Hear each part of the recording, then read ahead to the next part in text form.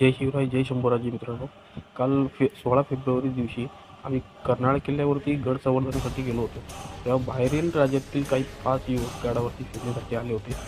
त्यांनी गडाच्या भिंतींवर आणि दगडांवरती नावे लिहिण्याचा प्रकार करत होते. आपल्या काही मराठी मुलांनी त्यांना असे नका करू असे सांगितले, परंतु त्या युवकांनी आपल्या मराठी मुलांना शिवीगाळ केली. तेव्हा त्या मुलांनी आमच्यासोबत संपर्क साधला आणि आम्ही सर्वांनी तिथे असलेल्या सर्व मराठी बांधवांनी मिळून त्यांना माफी मागायला भाग पाडले. अनावधानाने काही मुलांना दरवाजापासून आत आले ही मुलं वरती असे उद्योग करताना दिसली. हे बघा, आर लव व्ही, एम लव व्ही. त्यानंतर पलीकडे पण त्या कातळावरती लिहिलेलं आहे. म्हणजे आमची पोरं हे जपण्याचा प्रयत्न करतायत आणि हे गड किल्ल्यावरती येऊन असले उद्योग करतायत. हे योग्य आहे का? नाही. कोणाला योग्य वाटतं का? आपले हात झिजतायत गड किल्ले वाचवण्यासाठी. आपण जाऊन स्वच्छता करतोय, इतिहास लोकांपर्यंत पोहोचवतोय. वरून मराठी भाषा बोल म्हणल्यानंतर तर म्हणतो मी कशाला बोलू, मी गलती नाही केली, मराठी कशाला बोलायचं? काय तुम्ही रूल आहे का मराठी? त्या मुलाला शिवी पण दिली, लिहिताना बोलला म्हणून ह्या लोकांनी शिवी पण दिली. मग हे योग्य नाहीये. आपल्या दृष्टिकोनातून आपण गड किल्ले वाचवण्याचा प्रयत्न प्रत्येक ठिकाणी करतो आणि हे अशी टाळकी येत आहेत आणि असले काहीतरी उद्योग गड किल्ल्यावरती करून जात आहेत.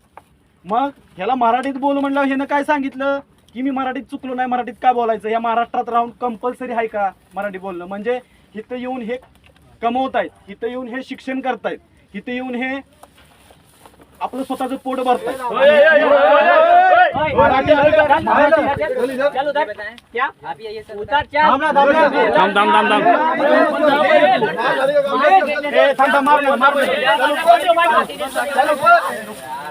अरे रुकना, ऊपर क्यों है?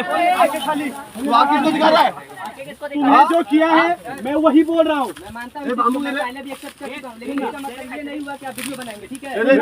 वीडियो बनाएगा.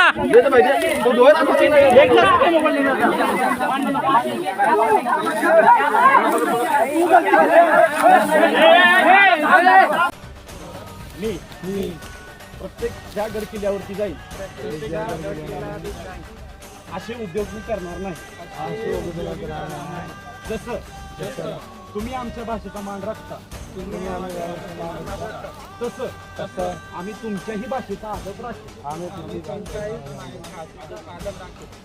तुमच्याही मराठी भाषेचा आदर राखेल आणि इथून पुढं अशी कोणतीही चूक गड किल्ल्यावरती करणार अशी कोणतीही चूक आम्ही गड